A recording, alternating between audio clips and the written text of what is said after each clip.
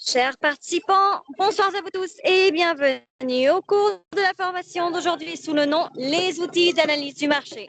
Dans ce cours, nous apprendrons la matrice d'Ansoff, définition et objectif de la matrice d'Ansoff, la présentation de la matrice d'Ansoff, comment appliquer la matrice d'Ansoff et enfin les avantages et les limites de la matrice.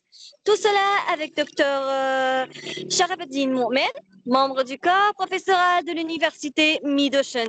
Accordons maintenant la parole à Dr Moukmin. Dr Moukmin, la parole est à vous. Vous pouvez commencer votre formation. Merci Malek. Donc, bonjour tout le monde. J'espère que vous allez bien. Alors aujourd'hui, nous sommes dans la 4e séance de cette formation sur les outils d'analyse des marchés. Et nous avons vu jusqu'à présent 3 matrices ou bien 3 outils. Le premier outil sur les analyses, ou bien les analyses de 5 forces de Porter. Et puis, nous avons vu la matrice BCG et nous avons vu aussi la matrice de McKinsey.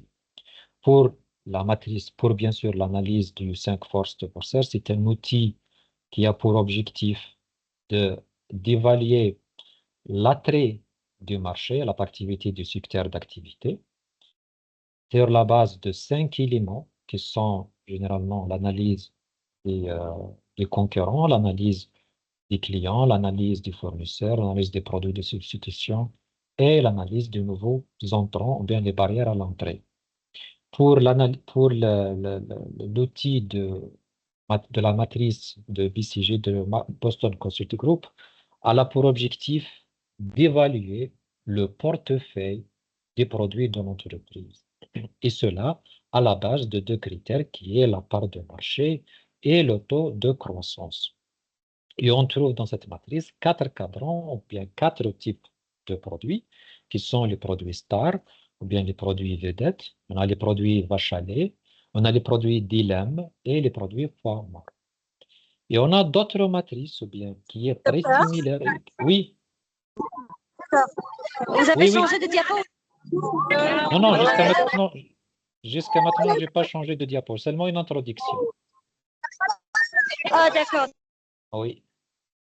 Oui, c'est une introduction seulement, avant de commencer à la matrice d'Ansoff. Très bien. Alors, comme je viens de mentionner, donc la matrice de McKinsey, c'est une matrice qui n'est pas très différente de la matrice de BCG, qu'ils ont presque le même objectif, qui est d'évaluer le portefeuille des produits et qui est appelé aussi les domaines d'activité stratégique. Et donc, pour évaluer ce portefeuille de produits, on a aussi 2 critères qui est la position concurrentielle et l'attractivité du marché.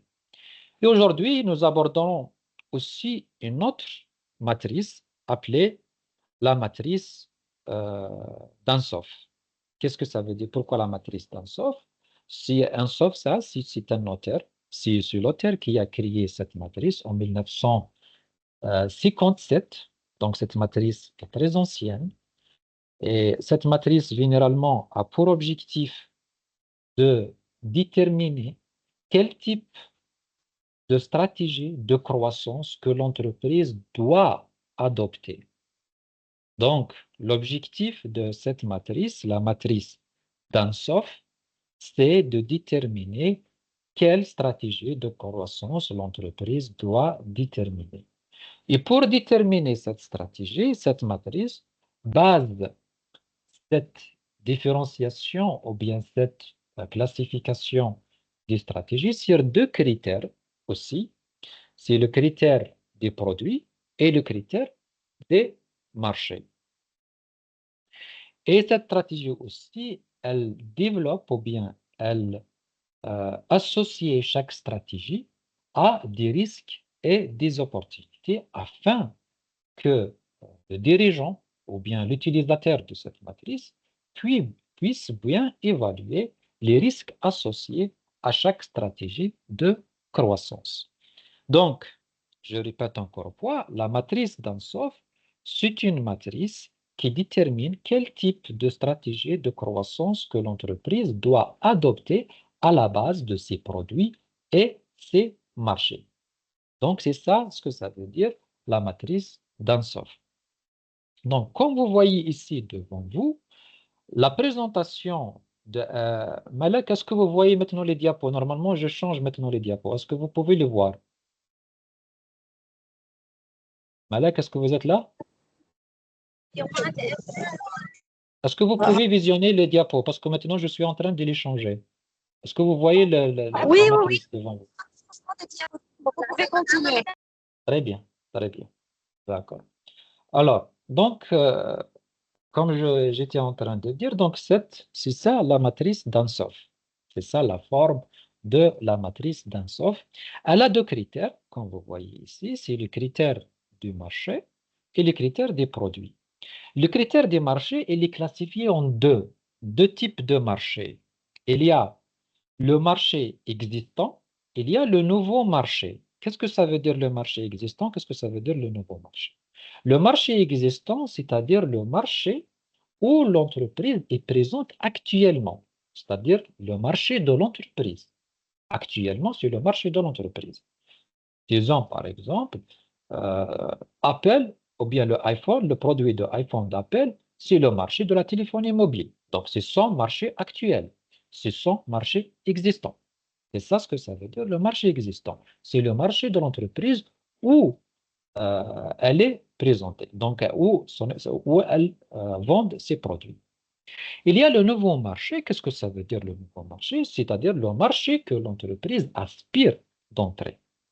Elle n'est pas encore dans le marché, mais le marché, c'est-à-dire c'est un marché que l'entreprise estime bien d'entrer dans ce marché, appelé aussi le nouveau marché. C'est ça le premier axe. Le deuxième axe, c'est l'axe des produits. Il y a les produits existants, il y a les nouveaux produits. Les produits existants, c'est-à-dire les produits actuels de l'entreprise, que l'entreprise est en train de fabriquer, que l'entreprise est en train d'offrir sur le marché. C'est ça ce que ça veut dire, les produits existants, c'est-à-dire les produits actuels de l'entreprise. Et le nouveau produit, qu'est-ce que ça veut dire le nouveau produit? C'est le produit que l'entreprise souhaite créer. C'est ça ce que ça veut dire, nouveau produit. C'est-à-dire l'entreprise aussi souhaite créer, soit dans un marché existant, ou bien soit dans un nouveau marché. De toute façon, quand je dis un nouveau produit, c'est le produit que l'entreprise souhaite créer. Donc, cette matrice, elle est basée sur deux dimensions, bien deux axes, comme vous voyez. C'est l'axe des marchés. Il y a le marché existant et le nouveau marché. Et deuxième axe, c'est les produits existants, ce sont les produits de l'entreprise, et le nouveau produit, ce sont l'entreprise que l'entreprise souhaite créer. Donc maintenant, lorsqu'on croise ces deux axes-là, on trouve ces quatre cadrans. Ou bien, ici, dans sauf qu'il vraiment dire que ce sont des stratégies de croissance. Lorsqu'ici, l'entreprise a son produit existant dans son marché, déjà, l'entreprise, c'est le marché de l'entreprise. C'est-à-dire, elle a son produit offert dans son marché. Ici, ça n'a rien changé. Ça n'a rien changé ici. Mais quelle est la stratégie? Quelle est la stratégie de croissance préconisée pour l'entreprise? Ici, on appelle la stratégie de pénétration. C'est c'est le produit actuel de l'entreprise dans le marché actuel de l'entreprise. La stratégie préconisée de croissance ici, on appelle la stratégie de pénétration. Cette stratégie consiste tellement sur l'augmentation du volume de vente de l'entreprise. C'est l'augmentation des ventes d'entreprise, l'augmentation de la part de marché de l'entreprise. C'est ça la première stratégie de pénétration. Lorsque je dis stratégie de pénétration, c'est-à-dire d'essayer d'augmenter le volume ou bien les ventes de l'entreprise. Et lorsque maintenant le produit, si l'entreprise souhaite entrer dans un nouveau marché avec un produit existant, c'est-à-dire qu'elle a déjà un produit, mais elle souhaite entrer un nouveau marché, par exemple, elle est dans un marché régional, maintenant qu'elle veut aller dans un marché national, dans un marché international, c'est-à-dire un nouveau marché pour l'entreprise, mais avec le même produit qu'elle est en train d'offrir dans le marché actuel. Ça, on appelle ça une stratégie de développement des marchés. quelle stratégie de croissance préconisée pour cette entreprise? C'est la stratégie de développement du marché. Et d'autres cas, c'est lorsque l'entreprise souhaite créer un nouveau marché, mais dans un marché qui existe déjà. Et seulement, elle veut introduire un nouveau produit dans son marché. Dans ce cas-là, on appelle le type de stratégie ici, une stratégie de croissance, c'est la stratégie de développement des produits. C'est-à-dire ici, l'entreprise essaie de développer le produit pour, dans son marché. C'est-à-dire de faire en fait un nouveau produit dans un nouveau. Je vais expliquer ça plus tard au détail avec des exemples aussi. Et le troisième cas, c'est lorsque l'entreprise souhaite créer un nouveau produit aussi avec dans de nouveaux marchés. Ça, on appelle la stratégie de croissance ici, on appelle ça la stratégie de diversification. Parce que l'entreprise, elle va créer un nouveau produit et elle va entrer dans un nouveau marché avec ce nouveau produit. Donc, c'est une stratégie diversifiée, c'est-à-dire elle est très divers dans son activité principale. Donc, c'est ça généralement les 4 cas ou bien les 4 stratégies de croissance de l'entreprise qui sont suggérées par Igor Ansoff, ou bien aussi appelée la matrice d'Ansoff. Je répète encore une fois. Donc, il existe 4 stratégies selon la matrice d'Ansoff. Il y a la stratégie de pénétration. Ici, l'entreprise, elle est encore dans son marché avec ses produits existants dans le marché. La stratégie préconisée ici seulement, c'est d'augmenter le volume de vente, d'augmenter les ventes de l'entreprise. Deuxième stratégie, c'est avec le même produit, mais dans un nouveau marché, on appelle ça le développement du marché. Comme par exemple le cas si une entreprise souhaite par exemple aller conquérir de nouveaux marchés avec ses produits existants. Il y a d'autres cas, c'est que l'entreprise veut créer de nouveaux produits, mais dans un marché existant. On appelle ça la stratégie de développement du produit. Par exemple, qu'on voit dans le Apple à chaque année, elle invente ou bien elle crée de nouveaux produits pour le même marché. On voit par exemple l'iPhone à chaque année, il y a des iPhone 13, 14, 15, il fur et à mesure. Donc, tout cela, on appelle ça les produits, donc c'est de nouveaux produits avec des marchés existants. On appelle ça la stratégie de développement des produits. Et s'il y a un nouveau produit avec un nouveau marché, donc on appelle ça la stratégie de diversification. On voit ici, comme vous voyez là, il y a le risque. Il y a un risque lié pour chaque stratégie ici. Comme vous voyez ici, pour la stratégie de pénétration, le risque est très bas.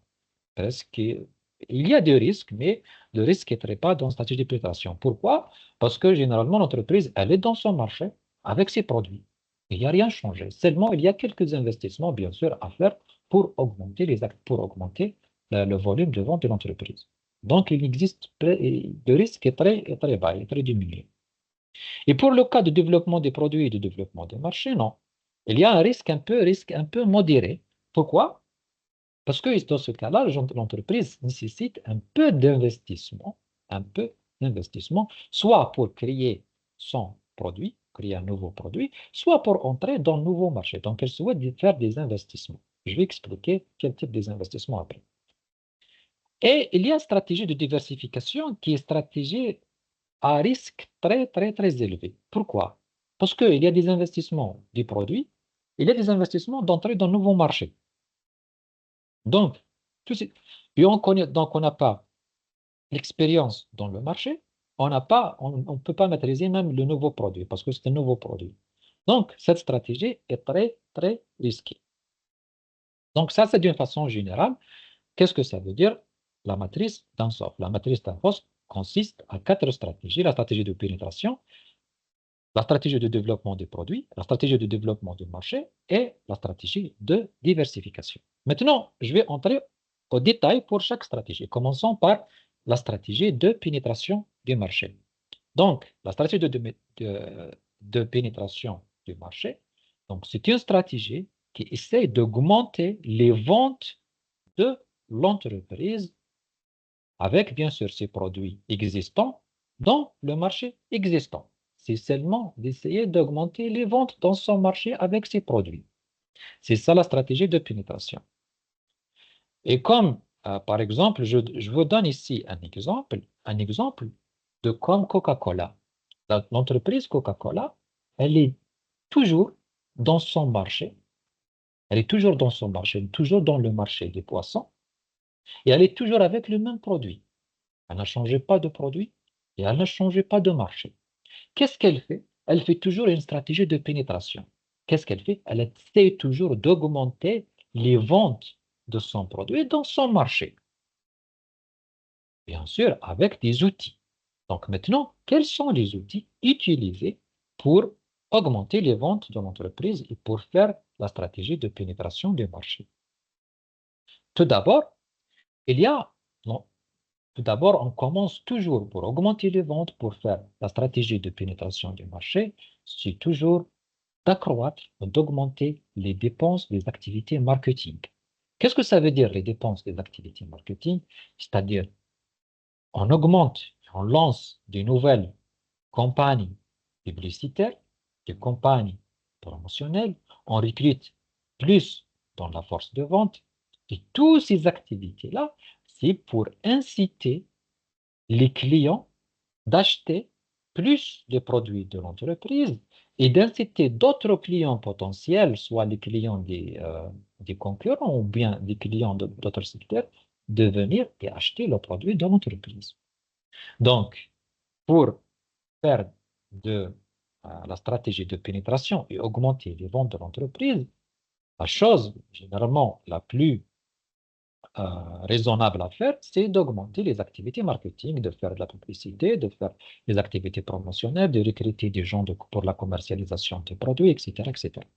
Ça, c'est le premier élément aussi à adopter. Deuxième élément, il y a d'autres choses à faire, c'est pour acquérir les concurrents directs de l'entreprise. Si vous avez le potentiel, si vous avez les moyens d'acheter votre concurrent, vous pouvez le faire. Pourquoi? Pour s'accaparer de sa part de marché, pour s'accaparer de la part de marché de d'autres concurrents. Qu'est-ce que l'entreprise, qu'est-ce qu'elle doit faire ici? Elle achète totalement le concurrent. Elle achète l'entreprise des concurrents et elle, maintenant, c'est elle qui domine maintenant peut-être le marché. Comme par exemple, je vous donne ici un exemple, on voit l'acquisition des concurrents, c'est dans les entreprises dans le secteur automobile. Si je vous donne l'exemple, par exemple, de Volkswagen. Si vous connaissez Volkswagen, Volkswagen, c'est une entreprise dans l'industrie des voitures. Elle a acheté l'entreprise Skoda, entreprise de construction automobile aussi. Elle a acheté de Seat, la voiture Seat. Elle a acheté euh, Lamborghini aussi. Elle a acheté, donc elle a acheté plusieurs marques. Elle a acheté plusieurs marques. Et bien sûr, elle a Volkswagen, la marque de Volkswagen. Elle a acheté plusieurs marques de voitures. Donc, ça, tout ça, ça relève à l'entreprise de Volkswagen. Que ce soit si vous voyez euh, Bugatti, ou bien si vous voyez Skoda, ou bien si vous voyez Seat, ou bien si vous voyez toutes ces entreprises-là, ce sont des entreprises de Volkswagen. Le cas aussi, si on va aller à l'entreprise de BMW, BMW, elle a d'origine ça, son BMW. Elle a aussi acheté le Rolls-Royce. C'est l'entreprise de, de, c'est l'entreprise de l'Angleterre, je crois. Et aussi, elle a acheté le Mini Cooper. C'est la même chose. Donc, BM détient le BMW, il détient le Mini Cooper et détient aussi le Rolls-Royce. Donc, ça, sont des entreprises qui ont acheté leurs concurrents, ont acheté normal leurs concurrents pour seulement avoir une grande part de marché. Et dans ce cas-là, l'entreprise, si elle a des moyens pour l'acheter, donc elle peut le faire. D'autres stratégies aussi pour pénétrer le marché, c'est l'établissement des partenariats stratégiques divers. C'est-à-dire d'aller avec votre concurrent ou bien avec un autre concurrent qui n'est pas aussi direct, avec d'autres entreprises pour euh, susciter ou bien pour augmenter les ventes de l'entreprise. Dans ce cas-là, on voit par exemple, comme elle a fait Coca-Cola, Fanta et Sprite, toutes ces entreprises-là, ont collaboré pour augmenter leur volume de vente ensemble. Donc, ça, c'est du partenariat stratégique. Et l'autre méthode aussi pour faire de la stratégie de pénétration, c'est la révision des canaux de distribution. Par exemple, ici, si l'entreprise, par exemple, utilise des, euh, des canaux de distribution traditionnels, elle peut opter aussi pour des canaux de distribution en ligne. Ce sont des canaux très rentables dans nos jours. Et donc, ça, c'est une stratégie aussi de pénétration du marché pour augmenter les volumes de vente. Il y a aussi un élément c'est très logique aussi, c'est la réduction du prix pour attirer une nouvelle clientèle. Il y a des stratégies, c'est comme parfois, pour augmenter le niveau de vente, pour pénétrer le marché, on doit diminuer, on doit réduire les prix de nos produits afin d'augmenter les ventes ou bien d'augmenter la demande. C'est la loi naturelle de l'offre et de la demande. Lorsqu'il y a une diminution du prix, il y aura une augmentation de la demande. Donc, ce sont généralement des outils ou bien des actions à adopter pour pénétrer le marché et pour accroître, bien sûr, le volume de vente de l'entreprise. Quand est-ce qu'on utilise cette stratégie, la stratégie de pénétration? C'est lorsque le marché il n'est pas encore saturé et qui présente des opportunités de croissance.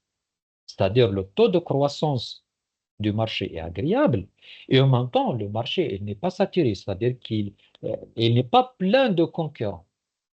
Donc dans ce cas-là, on peut utiliser la stratégie de pénétration. Attention ici, si votre marché est très stable et stagné, il n'existe pas généralement, le taux de croissance est très faible, et il y a une grande rivalité entre les concurrents dans le marché, ce n'est pas la peine d'aller pénétrer le marché et d'augmenter la part de marché ou de croître vos ventes. Pourquoi? Parce que si vous investissez dans cette stratégie, vous allez dépenser beaucoup, beaucoup d'argent et en même temps, vous n'allez pas avoir du retour parce que le marché est stable, le marché n'est pas croissant. Il y a beaucoup de concurrents. Donc, dans ce cas-là, il est mieux de rester dans votre situation, bien le statu quo de l'entreprise. Ne faire rien dans le passé. Attention, il ne faut pas faire ça si votre marché il est stagné ou bien saturé par les concurrents, ou bien où il n'y a pas une grande euh, taux de croissance. Maintenant, quels sont les risques liés à cette stratégie? Les risques liés à cette stratégie, tout d'abord, c'est que si l'entreprise n'a pas les moyens nécessaires pour pénétrer le marché, pour augmenter ses ventes, si elle est fragile, donc il est difficile de faire face à ses concurrents. Et surtout s'il y a des concurrents qui sont sur le marché et qui sont en forte position ou bien en position de leader. Attention ici, donc, si vous n'avez pas les moyens d'entrer dans le marché et d'investir dans cette stratégie, il ne faut pas aller parce que il existe peut-être que des concurrents euh, qu'ils ont une grande force plus que la tienne, ils ont des moyens, ils ont des potentiels, donc vous ne pouvez pas susciter la réaction des concurrents dans ce cas-là. Et ça, c'est ce qui vient aussi, ça, il ne faut pas, il faut pas faire des actions marketing ou bien des actions de pénétration du marché lorsque le marché est stable, parce que ça peut susciter et déclencher une guerre avec les concurrents. Qu'est-ce que ça veut dire des guerres? Peut-être qu'il y a des guerres des prix, des guerres de publicité, des guerres de... Il y a donc beaucoup de... on doit estimer, on doit prévoir la réaction des concurrents si on veut faire une stratégie de pénétration. Donc ça, c'est une chose aussi qu'on doit prendre en considération parce que la réaction peut avoir des effets néfastes sur l'entreprise et de réduire sa rentabilité. Parce que si vous déclenchez une guerre des prix avec l'entreprise, tout le monde, tous vos concurrents vont baisser leurs prix Et en fin de compte, personne ne va gagner de cette situation. Ni vous, ni votre entreprise, ni l'entreprise de concurrent. Si seulement le seul gagnant ici, c'est le client. Et donc, dans ce cas-là, l'entreprise va perdre beaucoup de rentabilité, aussi avec les concurrents. Donc, il faut bien étudier dans ce cas-là le marché pour savoir est-ce qu'il y aura des réactions des concurrents dans ce cas. Deuxième stratégie, on a maintenant la stratégie de pénétration. Deuxième stratégie de développement du marché. Qu'est-ce que ça veut dire la stratégie de développement du marché? C'est lorsqu'on veut commercialiser nos produits existants déjà, sur un nouveau marché. Lorsqu'on veut commercialiser nos produits dans un nouveau marché, on appelle ça une stratégie de développement des marchés. Dans ce cas-là, par exemple, si je vous donne un exemple, l'exemple de l'entreprise IKEA. IKEA, c'est une entreprise qui fabrique des meubles. C'est une entreprise suédoise. Au début de son activité, seulement, elle vend ses produits dans leur pays, dans le pays de cette entreprise, en la Suède. Et au fur et à mesure, l'entreprise a commencé de s'internationaliser et de s'implanter dans divers pays. Donc maintenant, elle a essayé de conquérir de nouveaux marchés. Cette situation, bien sûr, cette stratégie-là, appelée stratégie de développement des marchés. C'est-à-dire l'entreprise vend ses produits maintenant dans plusieurs régions dans le marché. Dans plusieurs régions dans le monde, par exemple. Peut-être qu'elle s'internationalise, peut-être qu'elle est elle a conquérir de nouvelles clientèles, etc., etc. Donc, maintenant, pour faire cette stratégie, qu'est-ce qu'on doit faire? On doit étudier tout d'abord le marché. On doit faire des études de marché. Parce que c'est par nos produits, on va aller à un nouveau marché. Ce nouveau marché, pour entrer sur ce nouveau marché, on doit bien l'étudier afin de savoir si est-ce que c'est attirant ou pas. Et pour étudier le marché, qu'est-ce qu'on doit faire? On a un élément très important qu'on a déjà vu. C'est l'élément des 5 forces de Porter.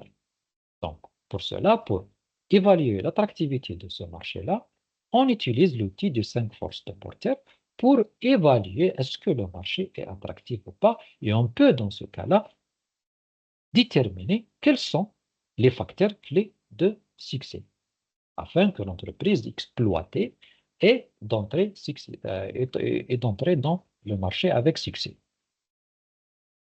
Alors, donc, le développement du marché, c'est d'aller à un nouveau marché avec nos produits. Et je vous ai donné un exemple, par exemple, de IKEA. Ou bien, par exemple, je dis, c'est un exemple, euh, une entreprise, par exemple, dans une région, et elle veut maintenant vendre ses produits dans tout le territoire national. Ça, c'est une stratégie appelée stratégie de développement de nouveaux produits.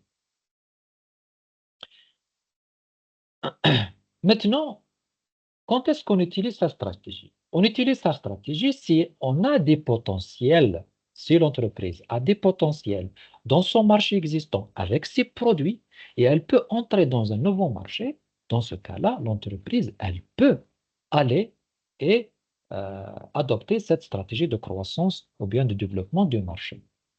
Il faut avoir ça. Si vous n'avez pas les potentiels nécessaires, si vous n'avez pas les compétences nécessaires d'entrer dans un marché, donc il ne faut pas le faire. C'est seulement si vous estimez que vous pouvez entrer dans un nouveau marché, et vous, bien sûr, vous ne perdez pas votre part de marché déjà existait déjà dans votre marché d'origine, dans ce cas-là, vous pouvez aller adopter la stratégie de développement du marché. Et il y a des risques aussi associés à cette stratégie. Le premier risque qui est très important, c'est la méconnaissance du marché. C'est pourquoi j'ai dit, avant d'entrer dans un nouveau marché, il faut bien l'étudier. Il faut bien l'étudier. Parfois, il y a des entreprises qui ont des grands potentiels avec leurs produits et ils essaient d'entrer dans un nouveau produit, mais ils n'ont pas bien étudié leur marché. C'est-à-dire qu'ils ne connaissent pas trop le marché. Et il entre le marché et il trouve une réaction négative, soit par les concurrents, soit par les clients. Donc, alors, attention, attention en méconnaissance et de ne pas étudier le marché, parce que cela va, va avoir des conséquences sur vos prévisions des ventes. Vous ne pouvez pas prévoir les ventes. Vous pouvez dire, je vais euh, vendre 100 unités, par exemple, par jour, alors qu'en réalité, vous n'allez pas vendre même pas 20 unités par jour. Donc ça, c'est parce que vous n'avez pas bien étudié le marché. Il y a un autre risque, à part le risque de la méconnaissance du marché, c'est-à-dire, il y a la réaction du concurrent. Donc, il faut bien estimer la réaction du concurrent. Ça, c'est un risque. On ne sait pas généralement euh, quelle réaction les concurrents vont adopter envers nous si on entre dans leur marché. Cette réaction peut être la réaction de la guerre des prix, réaction peut-être de nouveaux stratégies, peut-être que le concurrent a d'autres stratégies, soit marketing, soit le développement des produits, soit... Donc, il existe plusieurs stratégies adoptées par les concurrents. Il y a de dynamique concurrentielle que les concurrents vont adopter pour faire face à ce nouveau entrant dans le marché qui est vous, qui est votre entreprise. Donc, il faut bien estimer, donc ça c'est un risque, on ne sait pas la réaction des concurrents. Il faut prendre en considération aussi que les concurrents qui sont dans le marché, ils ont de l'expérience. Ils ont l'expérience dans le marché. Donc, il faut faire attention à ça. Si vous entrez dans le marché, il faut prendre en considération que les concurrents dans ce marché-là, ils ont de l'expérience, donc ils connaissent très bien le marché. Donc, il faut faire attention à cela. Il y a un autre risque qui est le risque du coût opérationnel. Du coût opérationnel, pourquoi? Parce que parfois, on entre dans le marché et on ne peut pas estimer bien, on ne sait pas comment bien estimer leur, euh, les coûts, des coûts d'entrée ou bien des coûts opérationnels, comme par exemple des coûts de publicité, des coûts de distribution, les coûts de recrutement de nouveaux produits, les coûts de transport, etc., etc. Tous ces éléments-là, généralement, il y a des sous-estimations. On n'estime pas bien ces coûts-là lorsqu'on entre un nouveau marché. Donc ça, c'est un risque aussi qu'on doit prendre en considération. D'autres risques aussi, qui est généralement aussi qu'on doit prendre en considération, c'est la négligence des clients du marché traditionnel ou bien du marché d'origine. Si vous voulez entrer dans un nouveau marché, attention d'oublier votre marché d'origine. Peut-être que vous allez allouer des ressources dans votre nouveau marché et vous oubliez votre ancien marché, qui est votre marché d'origine. Dans ce cas-là, il y a trop de risques d'oublier ou bien de négliger votre marché traditionnel. Il faut toujours donner un grand intérêt à votre marché d'origine et aussi à votre marché, à votre nouveau marché. Donc ça, généralement, ce sont les risques liés à cette stratégie-là. Troisième type de stratégie, c'est la stratégie de développement des produits. On a mentionné, on a dit la stratégie de développement des marchés, c'est-à-dire un produit existant, un produit actuel avec de nouveaux marchés. Maintenant, c'est le contraire. C'est que pour le développement du marché, on a un nouveau produit dans un marché déjà établi, c'est-à-dire dans le marché, dans l'entreprise. C'est ça ce que ça veut dire la stratégie des nouveaux produits, de développement des produits. C'est-à-dire on crée un nouveau produit pour notre produit existant, pour notre marché existant déjà. Un exemple, par exemple, euh, je vous donne l'exemple d'Apple. D'Apple, donc, à chaque année, à chaque fois, il y a de nouveautés dans leurs produits. Ça, c'est du développement de nouveaux produits, mais reste dans le même marché. Ça reste dans le même marché. Avec leur iPad, avec leur iPhone, avec leur machine, avec leur verre de micro portable, etc., etc. Tous ces éléments-là, donc, ils créent toujours chaque année, il y a de nouveautés dans leurs produits, avec, bien sûr, dans le marché existant. Même on trouve, si vous connaissez le GoPro, Le GoPro, c'est une entreprise qui fabrique des caméras très rigides, généralement utilisées dans les sports d'aventure. Elle a fabriqué des caméras intégrées dans les drones afin de faire des vidéos aériennes, surtout pour son marché dans les sports d'aventure. On utilise beaucoup ce type de drones avec dans des caméras intégrées. Donc, cette entreprise-là de GoPro a créé ce produit dans son marché, a créé un nouveau produit dans le même marché. Donc, ça, on appelle ça la stratégie de développement du produit. Comment faire cette stratégie? Comment appliquer, comment mettre en œuvre cette stratégie? Tout d'abord, il faut, la première des choses, parce que vous fabriquez un nouveau produit, qu'est-ce que vous devez faire? Automatiquement, vous devez investir dans la recherche et développement de votre produit. Parce que pour créer un nouveau produit, il faut que l'entreprise détienne une cellule, ou bien un département, ou bien un service de recherche et de développement. Développement, bien sûr, des produits. Qu'est-ce que ça veut dire la recherche et le développement? C'est toujours d'essayer d'améliorer ou de créer votre produit, les caractéristiques du produit, les performances du produit, quoi que ce soit. Même créer de nouveaux produits, avoir de nouvelles idées pour votre produit. Donc ça, c'est un investissement très important et très coûteux. Donc, avoir de recherche et développement, investir dans la recherche et développement de notre produit. Si vous n'avez pas les compétences nécessaires, pour la recherche et le développement, donc il y a un autre moyen, c'est d'acquérir des licences. D'acquérir des licences, c'est-à-dire pour pouvoir fabriquer de nouveaux produits. Ces licences-là, c'est des entreprises qui donnent des licences pour fabriquer leurs produits innovants. Donc, dans ce cas-là, si vous avez les moyens nécessaires, les moyens, je dirais, de l'argent, donc, dans ce cas-là, vous pouvez acquérir des licences ou bien des technologies pour fabriquer votre nouveau produit. Ou bien, il y a d'autres stratégies aussi qui dans le nouveau produit, c'est d'améliorer au fur et à mesure, ou bien une amélioration incrémentale, votre produit existant afin de faire face aux évolutions des besoins et des exigences des clients.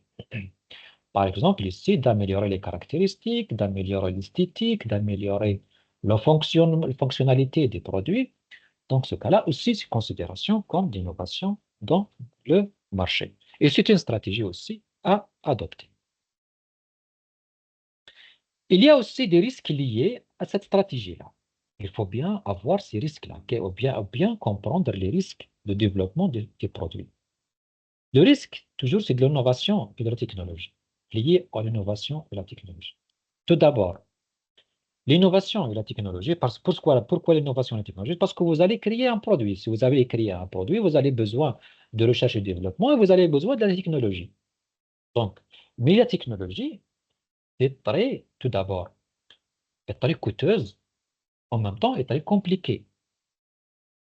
Donc, elle est très coûteuse et très compliquée. Attention, peut-être que les moyens de ces technologies-là, parce que c'est très compliqué, vous ne pouvez pas la maîtriser.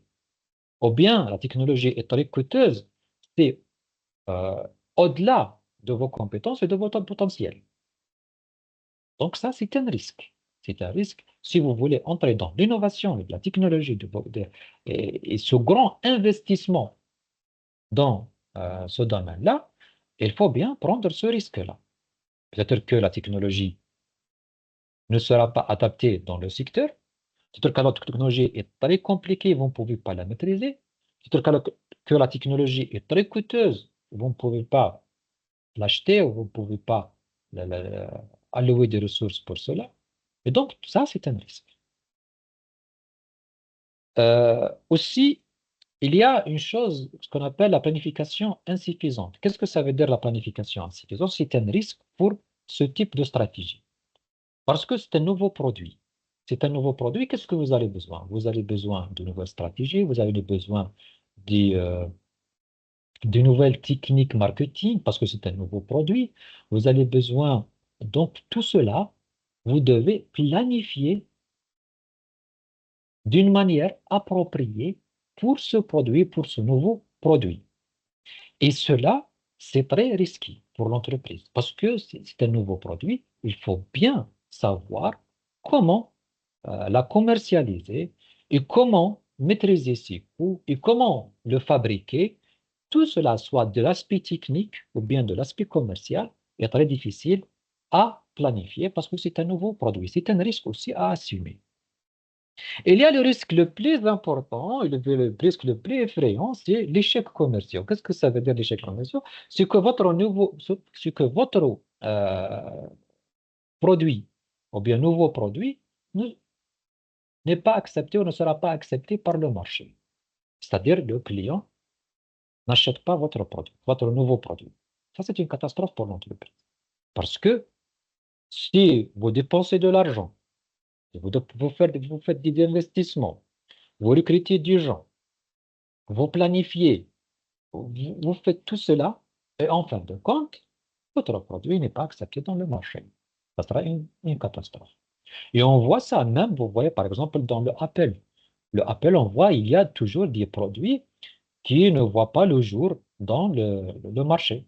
Les clients n'acceptent pas le produit. Même par exemple l'entreprise Meta, lorsqu'elle a créé des lunettes de virtual reality, de la réalité virtuelle, elle n'est pas vraiment, elle n'a pas de succès dans le marché. Parce que le client n'accepte pas ça. Le client, elle n'a pas besoin de ça. Ils n'ont pas bien étudié le marché, ils n'ont pas bien étudié leurs produits. Donc, aussi, c'est un risque à prendre en considération. Et Apple, chaque année, elle invente des produits, mais ces produits aussi, ils ont des grands échecs. Ça ne veut pas dire, quand je dis Apple, ça veut dire une entreprise qui n'a pas d'échecs dans leurs produits. Non, chaque année, il y a des échecs dans les produits d'Apple. Donc ça, je dirais que c'est le grand risque à assumer pour l'entreprise, c'est que si le consommateur n'achète pas le produit. Il y a la quatrième stratégie, bien la dernière stratégie euh, de croissance de cette matrice-là, la matrice d'Ansoff, appelée la stratégie de diversification. Qu'est-ce que ça veut dire, diversification? C'est-à-dire de créer de nouveaux produits pour de nouveaux marchés. Nouveaux produits, nouveaux marchés. Ça, c'est diversifier. Qu'est-ce que ça veut dire? Par exemple, si je vous donne un exemple, une entreprise, par exemple, qui fabrique des vêtements de sport, comme Pima ou bien Adidas ou bien, si elle souhaite entrer dans le marché ou bien fabriquer des produits cosmétiques. Donc ça, c'est très divers. C'est très loin de son activité principale. On appelle ça une stratégie de diversification. Donc, Puma, par exemple, a Puma, c'est une compagnie, bien, c'est une entreprise qui fabrique des vêtements de sport. Donc, Puma, qu'est-ce qu'elle a choisi? Peut-être qu'elle a choisi entrer dans le marché du cosmétique pour, par exemple, produits cosmétiques, peut-être du shampoing, bien des crèmes, etc., etc., pour de nouveaux marchés. Donc, son nouveau concurrent, ce sera L'Oréal, ce sera les marques de cosmétiques. Je ne connais pas tout. Donc, c'est ça ce que ça veut dire la stratégie de diversification. C'est-à-dire qu'on change totalement le domaine de l'entreprise. Il y a euh, un nouveau produit avec de nouveaux marchés. Maintenant, comment faire cela? Comment faire cela? Ou bien comment faire cette stratégie? Tout d'abord, on commence par les investissements de recherche et développement. Comme on a fait avec le développement des produits, aussi, dans cette cadre de diversification, on va développer des produits. Donc, qu'est-ce qu'on doit faire? On doit avoir des recherches et du développement de notre produit. Avoir des stratégies de recherche et développement, des investissements, de créer des cellules, de créer des services, etc., etc. Tout cela, c'est pour créer de votre produit. Donc, c'est un grand investissement. Vous devez avoir de la technologie, vous devez avoir des compétences pour avoir de recherche et développement. Aussi des investissements en marketing, parce que vous allez conquérir de nouveaux marchés. Qu'est-ce que ça veut dire investissement en marketing? D'entrer dans un nouveau marché, de faire des stratégies marketing, de recruter des gens de la force de vente, de créer de nouvelles stratégies de distribution, de communication, des stratégies de campagne promotionnelle, etc., etc., afin d'entrer dans ce nouveau marché avec votre nouveau produit. Donc cela, ça nécessite beaucoup, beaucoup d'investissement dans ce domaine-là. Aussi, il faut bien prendre en considération ou bien évaluer soigneusement le potentiel et la viabilité de nouvelles activités, tout en mettant en place une organisation appropriée pour gérer efficacement cette diversification. Si maintenant, par exemple, l'entreprise PIMA a entré dans les produits cosmétiques, mais le problème, c'est elle n'a pas d'expérience, ni dans le marché, ni dans la fabrication des produits. Donc, il faut bien faire des analyses approfondies dans ce domaine-là, faire des organisations opérationnelles, des organisations stratégiques. Il faut bien tout ça. Et donc, il faut des grands efforts pour faire stratégie de diversification. Dans cette stratégie, il existe deux types de stratégies de diversification. Il y a la diversification associée, et il y a la diversification non liée. Donc, il existe deux principales stratégies de diversification. Diversification associée et diversification non liée. La diversification associée, c'est-à-dire tirer parti des synergies entre l'activité actuelle de l'entreprise et le nouveau produit au marché. Je vous donne un exemple. Par exemple, Tesla, l'entreprise Tesla, cette entreprise qui fabrique des voitures électriques. Donc, son métier principal, c'est la fabrication de voitures électriques. Qu'est-ce qu'elle a besoin, Tesla, dans la fabrication de ces voitures électriques? Elle a des moteurs électriques et aussi des batteries électriques, par exemple. Tesla, qu'est-ce qu'elle a fait maintenant? Elle a diversifié son activité dans les batteries. Dans les batteries. Maintenant, Tesla, elle est en train de fabriquer des batteries. Des batteries pour les voitures électriques et des batteries aussi. Donc ça, c'est une diversification associée. Tesla n'a pas sorti totalement dans son métier principal, mais elle fabrique aussi, bien sûr, elle fabrique des voitures, mais elle fabrique aussi des batteries. Donc ça, c'est associé à l'activité de Tesla. Il y a la diversification non liée, c'est-à-dire que l'entreprise fabrique de nouveaux produits dans de nouveaux marchés, mais qu'ils n'ont aucune relation l'un à l'autre. Comme je viens par, comme dans notre exemple avec l'entreprise qui fabrique euh, des vêtements de sport et si elle veut diversifier dans la fabrication des produits cosmétiques. Ça, c'est totalement différent. Ça, on appelle ça la diversification non liée.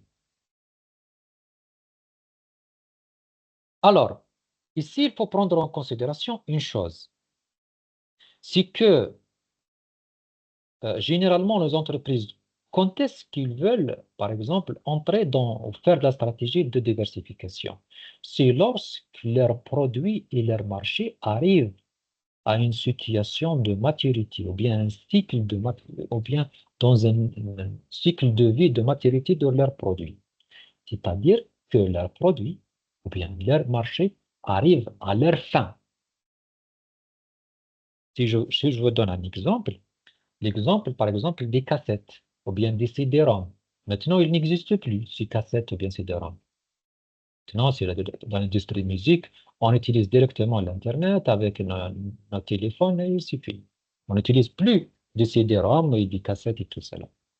Par exemple, normalement, les entreprises qui ont fabriqué avant les cassettes et les CD-ROM, ils doivent maintenant, dans leur cas, ils devaient euh, aller et penser pour créer de nouveaux produits et aussi pour aller dans de nouveaux marchés. Parce que le marché des cassettes et le marché du, euh, du CD-ROM, il était en déclin, il était en maturité, il était en déclin. Donc l'entreprise doit penser à nouveaux produits, à nouveaux marchés, parce que le marché ou bien le produit arrive à la fin, arrive à leur fin.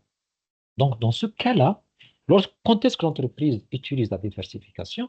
C'est lorsque le cœur de leur métier arrive, bien atteint sa maturité. Donc ici, et dans ce cas-là aussi, donc si l'entreprise veut diversifier, il faut prendre en considération qu'on doit pas directement diversifier nos produits, parce qu'on ne doit pas oublier aussi notre métier principal, comme je viens de mentionner dans les autres stratégies. Maintenant, quels sont les risques associés à cette stratégie? C'est la stratégie la plus risquée, la diversification. Pourquoi? Parce qu'on n'a ni l'expérience dans le marché, on n'a ni l'expérience même pour la maîtrise de notre produit. Parce qu'il y a des grands défis. Des défis des produits, parce qu'on a des grands investissements dans la recherche et le développement. On a de grands défis pour la maîtrise du produit, le coût de ce produit, le coût opérationnel de ce produit. Et on a un deuxième volet, aussi le volet du marché. On n'a pas d'expérience dans le marché. Il existe déjà, peut-être des concurrents dans le marché. Et on ne sait pas comment manipuler, on ne sait pas même le dynamique du marché, c'est-à-dire on n'a pas l'expérience. Ça, c'est un grand défi. Donc, tous ces défis-là sont un grand risque pour l'entreprise. Donc, c'est ça d'une manière générale, les quatre stratégies proposées par un soft dans sa matrice. La stratégie de pénétration, la stratégie de développement de produits, la stratégie de développement du marché et la stratégie de diversification. Maintenant, comment appliquer ou bien comment construire cette matrice-là pour faire ces stratégies-là et quelle option la plus appropriée pour l'entreprise? Tout d'abord, la première étape, c'est de former une équipe de projet. Quand je dis une équipe de projet, c'est de déterminer, déterminer les personnes qui vont penser quelle stratégie à adopter pour l'entreprise. Et quand je dis ça, c'est une tâche très importante pour l'entreprise parce que c'est de la stratégie. Et sa stratégie, ça nécessite de beaucoup d'investissement.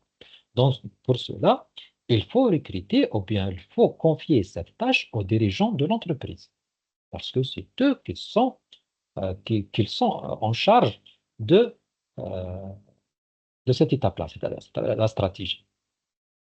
Deuxième étape, c'est de positionner la stratégie actuelle.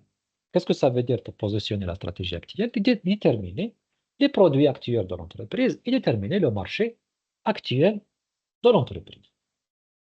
De savoir notre situation. Troisième étape, analyser les risques et opportunités des options stratégiques. Pour cela, il faut chaque stratégie, bien, on détermine quelles sont les opportunités et les risques pour chaque stratégie. Si on veut adopter cette stratégie de diversification, quelles sont les opportunités, quels sont les risques? Si on veut adopter la stratégie de diversification des produits, quelles sont les opportunités et quels sont les risques liés à cette opportunité? Donc, pour cela, on doit faire une analyse de chaque option.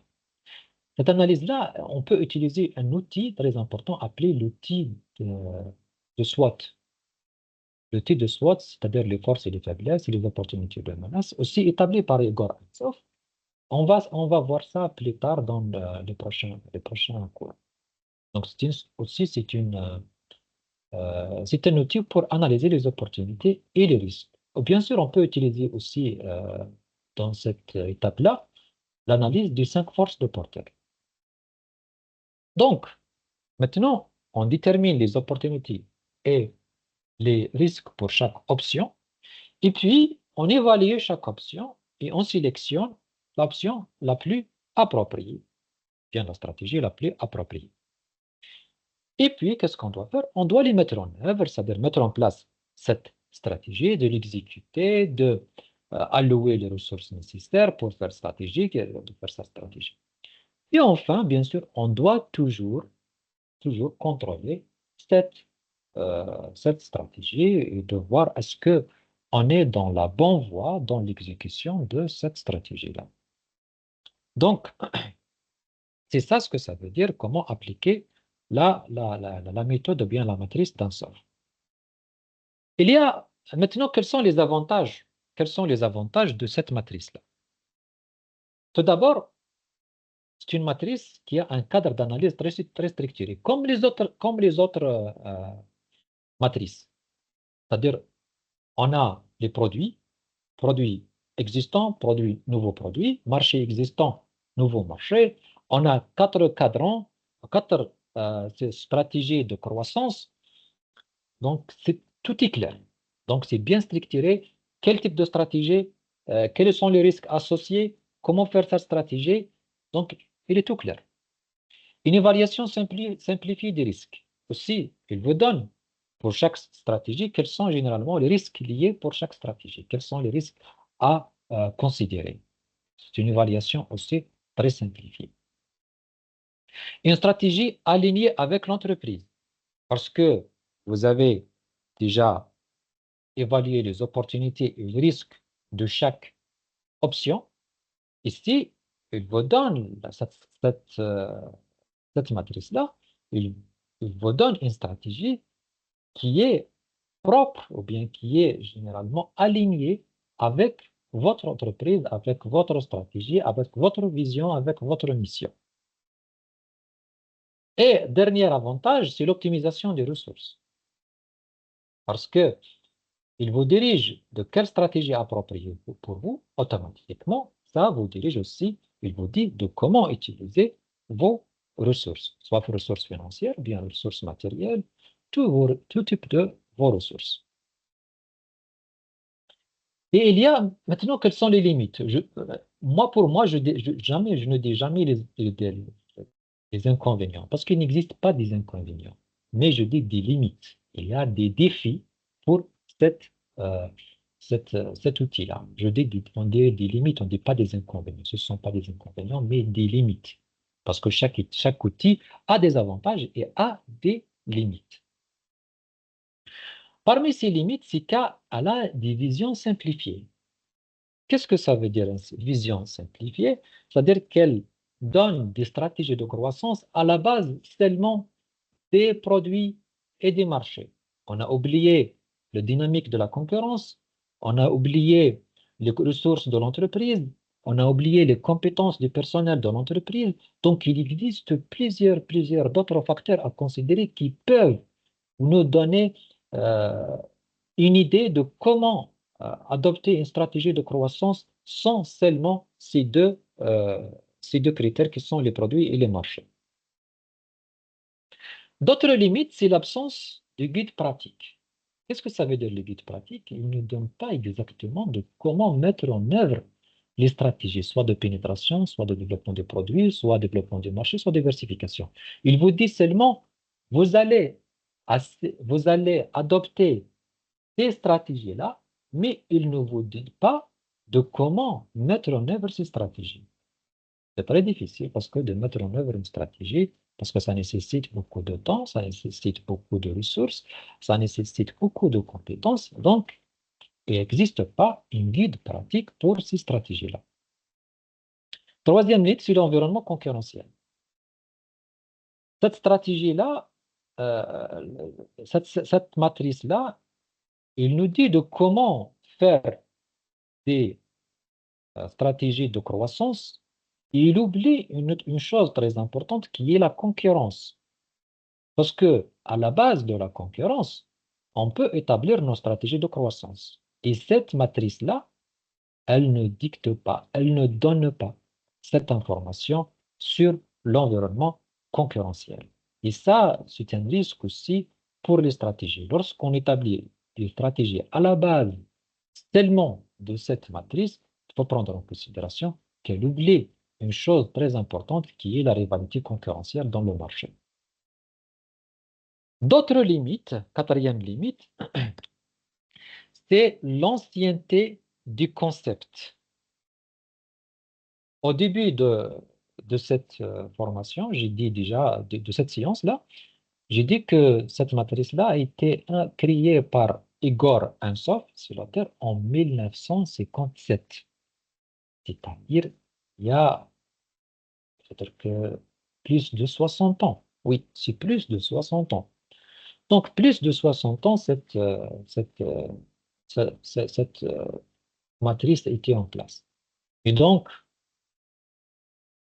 elle oubliait une chose très importante dans le marché, à part bien sûr l'environnement concurrentiel, c'est que les besoins changeants des consommateurs, les besoins changeants des consommateurs ont un impact, un grand impact sur l'évolution et sur les stratégies de croissance de l'entreprise.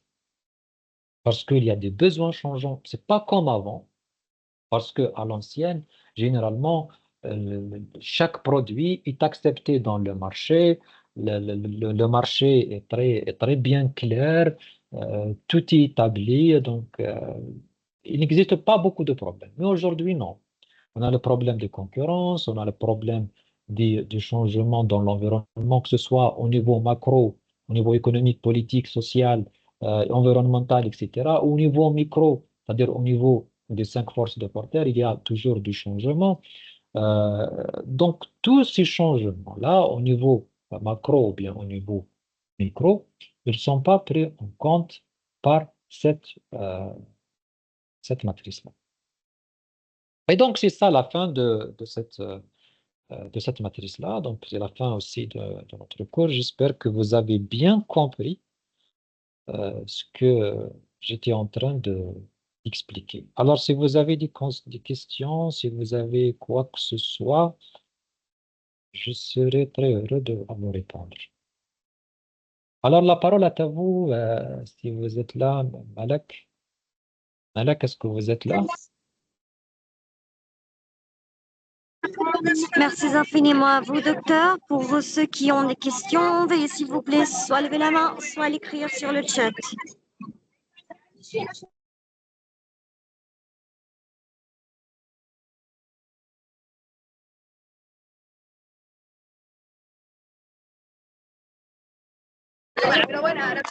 Pas de questions, tout est clair?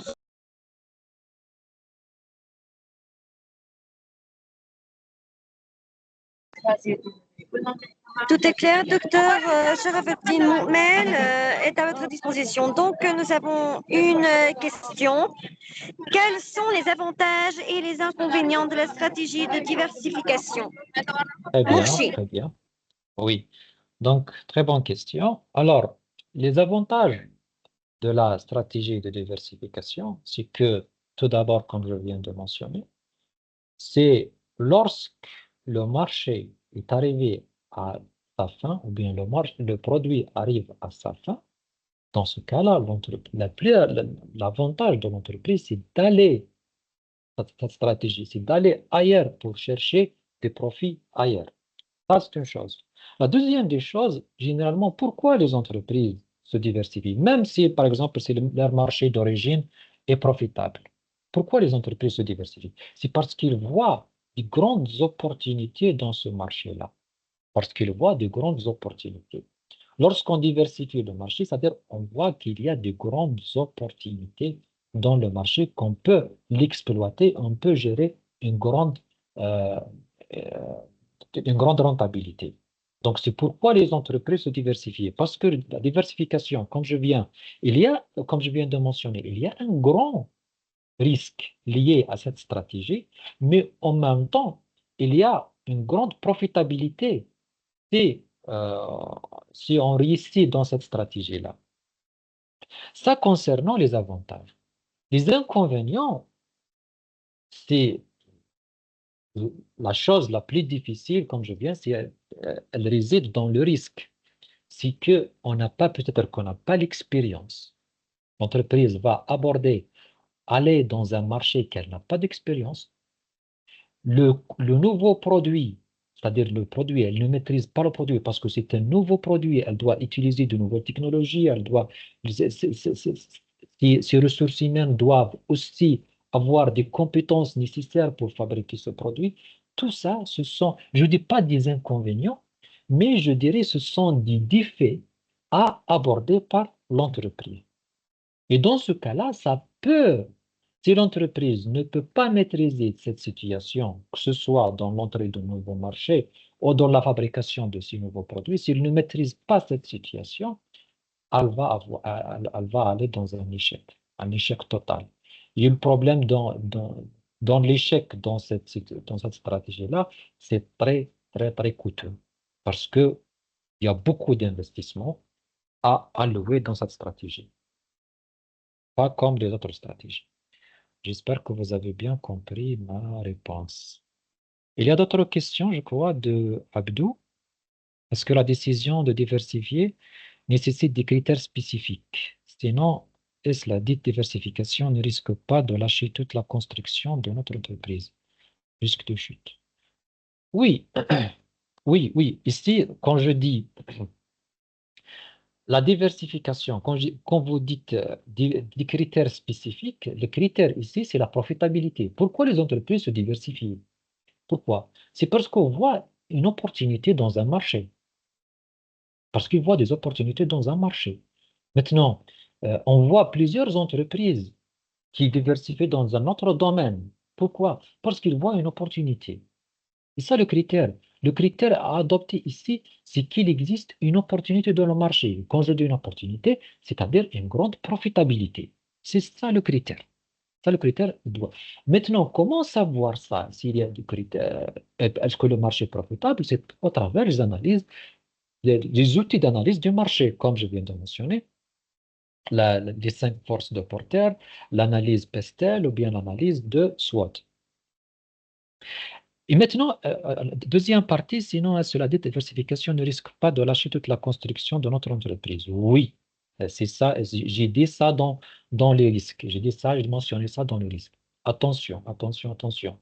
Parfois, il y a des entreprises qui allaient, par exemple, diversifier leur activité, mais le problème, c'est qu'elles oublient totalement leur activité principale, ou bien ils consacrent beaucoup, beaucoup d'investissements, plus dans la stratégie de diversification, et ça, avoir des effets néfastes sur leurs activités principales. Et bien sûr, il y a de grands risques d'échouer, soit dans son activité de diversification, soit même dans l'activité principale d'origine de l'entreprise. Il y a aussi une question de monsieur en plus. Quelles sont les principales stratégies de diversification? Oui, les stratégies de diversification, j'ai mentionné deux.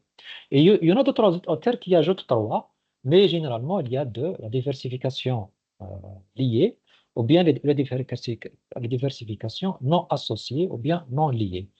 La diversification liée, c'est-à-dire que l'entreprise diversifie son activité, mais l'activité diversifiée, elle a une relation avec son activité principale. Comme je viens de mentionner, Tesla, l'entreprise Tesla qui fabrique des voitures électriques. Elle a diversifié son activité pour fabriquer des batteries pour les entreprises, pour les entreprises qui fabriquent des voitures électriques. Ça, c'est une diversification liée, c'est-à-dire associée, qui a une association avec son activité principale. Ça, c'est diversification liée. D'autres types de stratégies, la diversification non liée ou bien non associée, c'est-à-dire l'activité diversifiée n'a aucune relation avec l'activité principale. Comme dans notre exemple, je viens de mentionner que une entreprise de fabrique des vêtements de sport veut diversifier dans une entreprise des produits cosmétiques. Ils ne sont pas liés, ils ne sont pas associés. C'est ça les deux types de stratégies de diversification. Il y a aussi... est-ce que Ah, ok. Ok. Donc, est-ce que vous avez d'autres questions? Si vous avez d'autres questions, je serai heureux de vous répondre. J'espère que vous avez bien compris tout cet outil-là.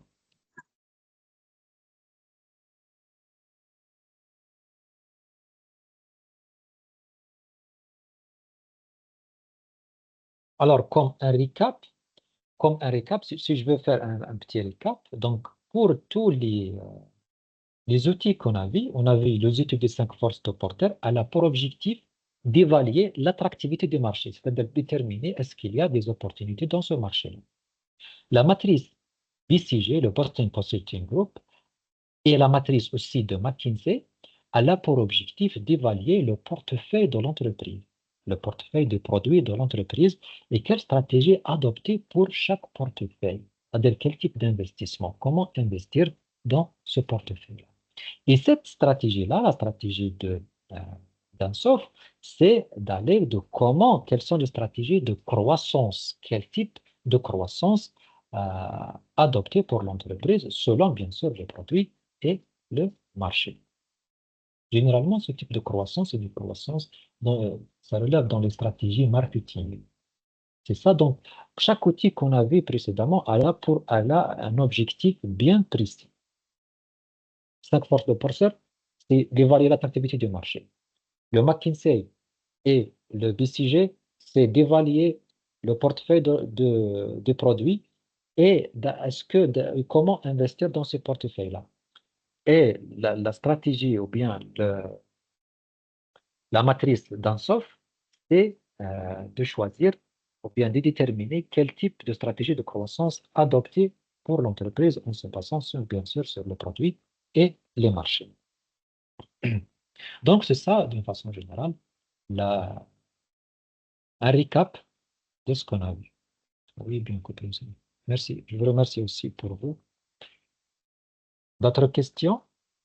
Super, docteur. Donc, pour ceux qui ont des questions, veuillez s'il vous plaît soit lever la main, soit l'écrire sur le chat.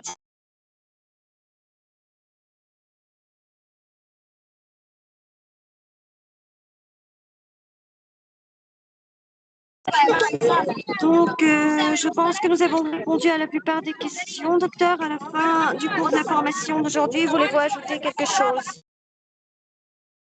Ah non, merci, je crois que j'ai bien expliqué. Je ne sais pas si vous avez des questions, donc toujours, on est là pour répondre à vos questions. Je vous remercie. Je vous remercie aussi pour votre attention. C'était bien, merci. Donc, merci infiniment à vous, docteur. Merci aux participants pour avoir participé au cours de la formation d'aujourd'hui. Attention, nous n'avons pas encore terminé notre formation. Nous vous verrons, Inch'Allah, la semaine prochaine, le mercredi, à 17h, selon l'heure locale, à 19h, pardon, selon l'heure locale de l'Arabie Saoudite. Vous pouvez également suivre les dernières actualités concernant les séminaires, formations, ateliers, concours et l'inscription au programme d'études de l'université via le compte officiel de l'université sur Facebook, le groupe WhatsApp des activités étudiants ou encore le site web. Merci à vous tous. Nous vous verrons, Inch'Allah, la semaine prochaine ou encore demain avec nos deux formations Apprenez à programmer en Java ou encore la formation de marketing digital ou avec nos nombreuses formations telles que préparation à l'examen du DELF, Microsoft 365 pour les utilisateurs finaux, découvrez les librairies Python. Et nous avons également le dernier cours de la gestion de performance stratégique. Nous avons également les meilleures pratiques pour une communication efficace et engageante et plein d'autres formations et d'activités que vous les aurez bientôt. Merci à vous tous. Nous vous souhaitons une excellente soirée. Au revoir.